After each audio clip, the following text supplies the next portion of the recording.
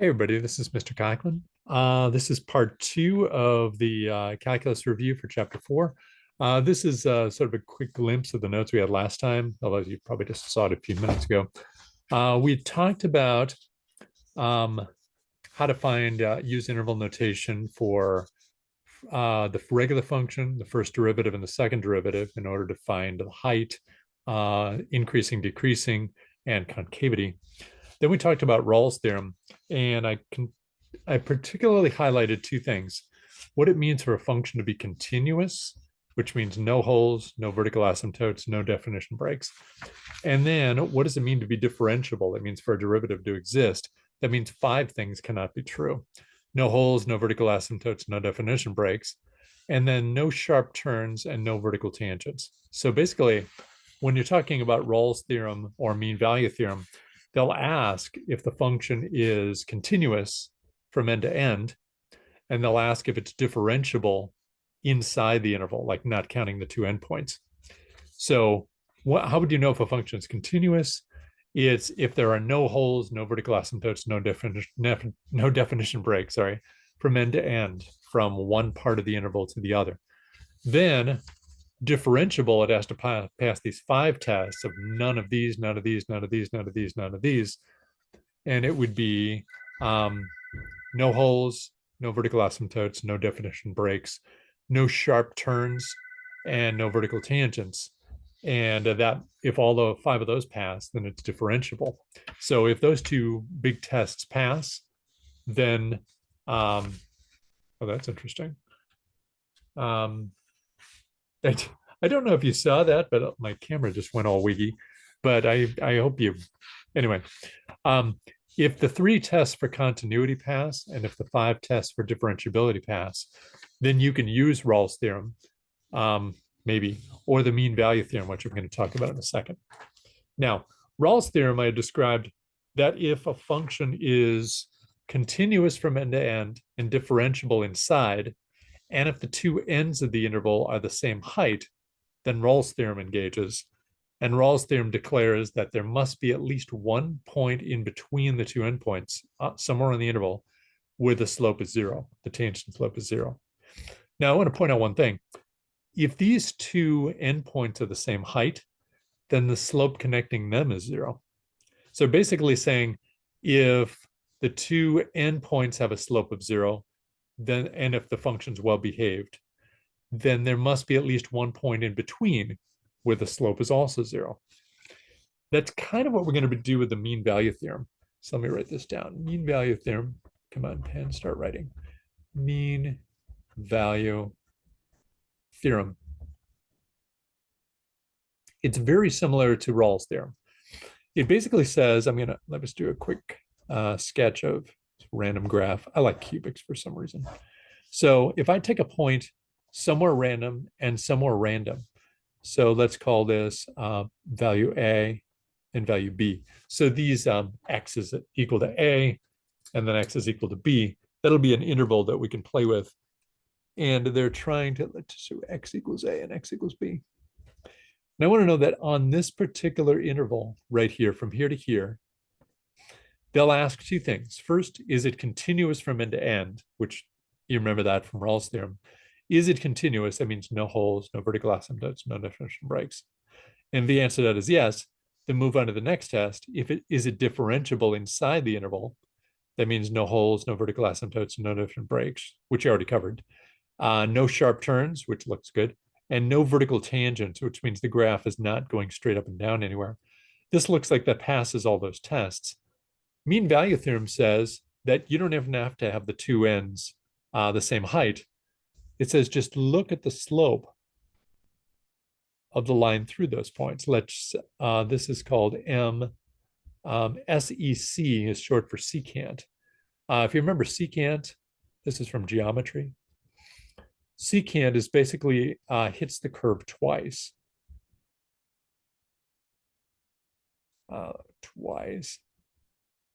It's a little like if you have a circle and you punch through twice, then this is what's called a secant line. Whereas if you had a circle and a line just nugged against it once. If it only hits it once, that's called a tangent line. That's what they're talking about here. Whoops, tangent line, sorry. So over here, what are they talking about? This means, hold on, I think I need to focus. There we go. This means that what is the slope of the secant, the slope of the line that's hitting twice? I don't know what it is. It might be a slope of 2, it might be a slope of 3 or 1 or whatever. But the mean value theorem says that if this is a well-behaved function that's continuous from end to end and differentiable inside, then there must be at least one point in between where the tangent slope is exactly the same. So let me say it again. The mean value theorem basically says that if the function is well behaved, and by that I mean continuous from end to end and differentiable inside the interval. So if it's continuous, if f of x is continuous, I should say that this function is f of x. If f of x is continuous on the interval from a to b, including the endpoints, and it's differentiable, isn't that a fun word? Differentiable on the interval from, belongs to, from a to b, not including the ends, and you don't even have to test if the two ends are the same height, then there exists, I'm one of the world's slowest writers, sorry, at least one value of x.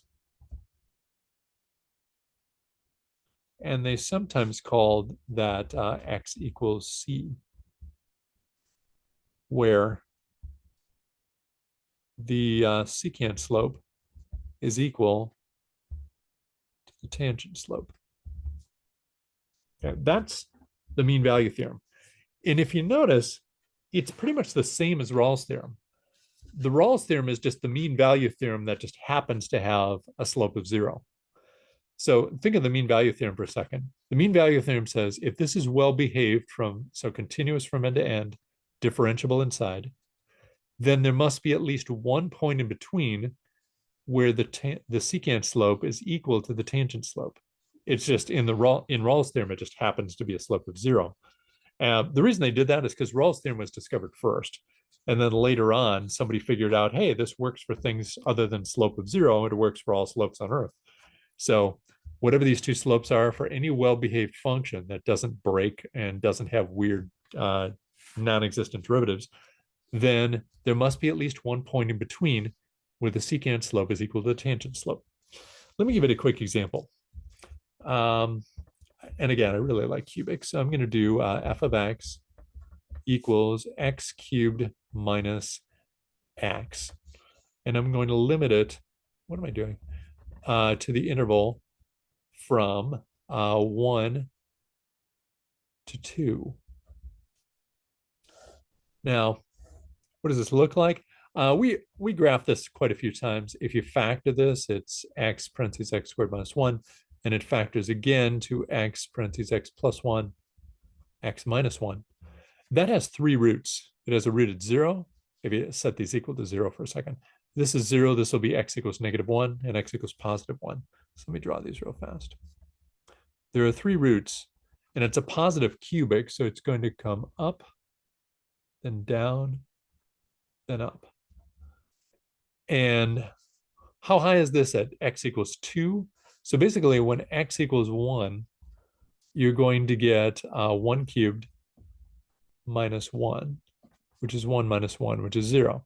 So it's going to be the point 1 comma 0.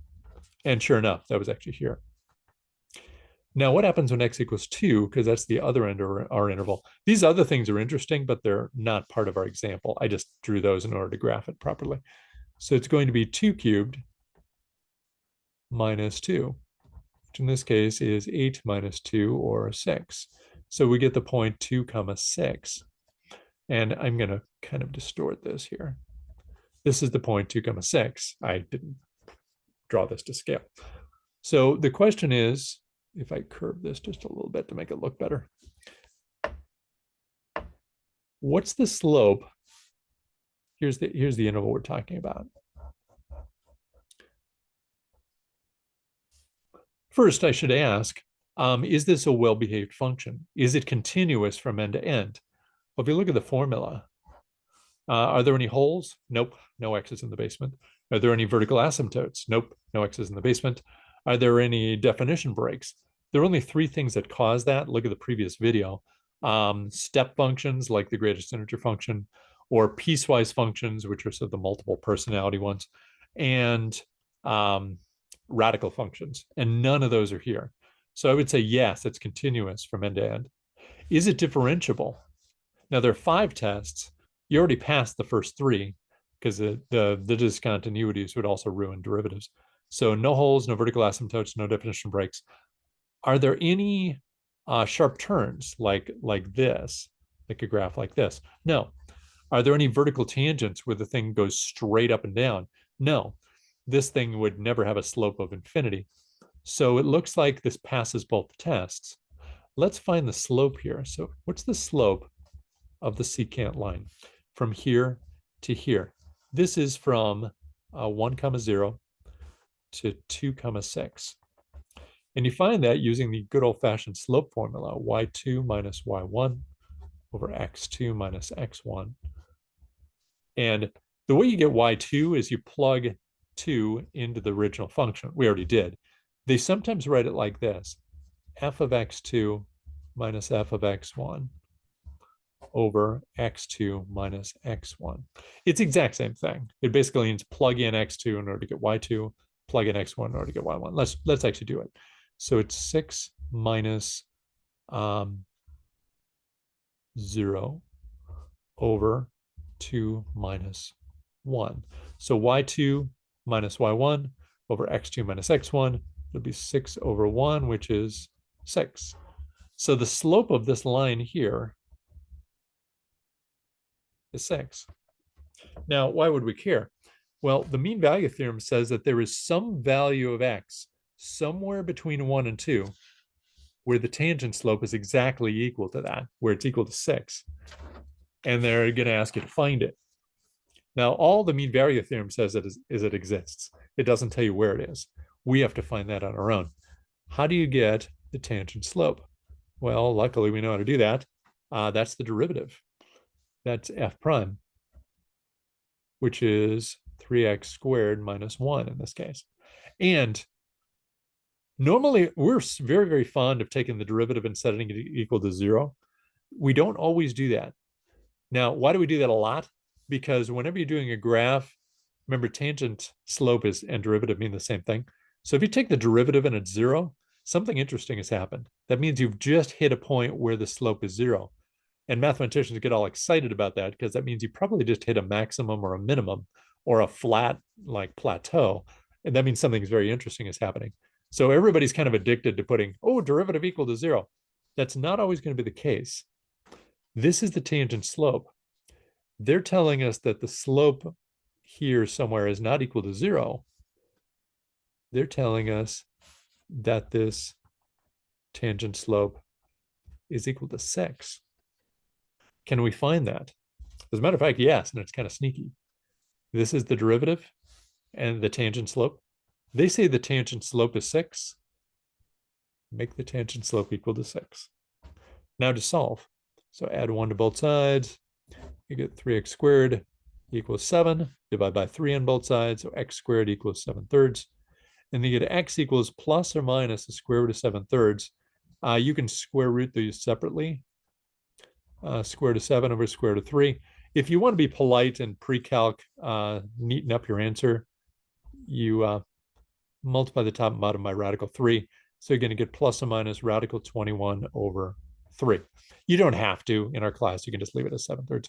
Now, keep in mind, you've just found 2 solutions, one positive, one negative. What's up with that? So x equals positive square root of 7/3 and x equals negative square root of 7/3. If you look back at the original graph, it turns out this is correct. This thing that says that there are 2 answers. X equals 7/3 is like a little bit less than a square root. It's like 1.5. It's like right around here. They also said negative 1.5. And if you notice on this side, there's another line here. I didn't draw it very well. That also has a slope. Oops, let me get it up here so you can actually see what I'm doing. There's another line here parallel to this where there's a slope of 6. Now, which one do we want? Do we want both? Do we want one or the other? Remember, they're only allowing us to do the interval from 1 to 2. So which of these is included in that interval? Positive radical 7/3 or negative radical 7/3? Well, as a matter of fact, positive radical 7/3. Negative radical 7/3 is on the other side, which is way off of screen. So you throw that one away. And this is the value that you're looking for. That's the mean value theorem.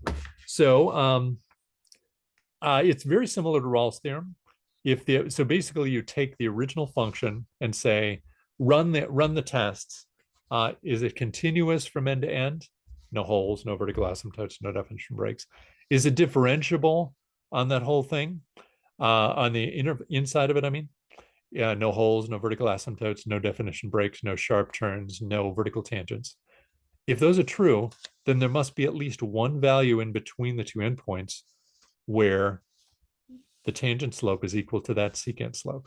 And then you have the power to find it. And that's pretty much what they're going to ask you to do on the test. And the computer is spazzing out again. I just see it. I saw it just it froze and my pen was just sort of wobble wobbling in the middle of nowhere. I hope you heard that. I hope the audio didn't freeze. But anyway, that's that. And I hope this helps. So take care. God bless you all and pray for me that I can actually see you tomorrow. Let me see, stop recording and see you later.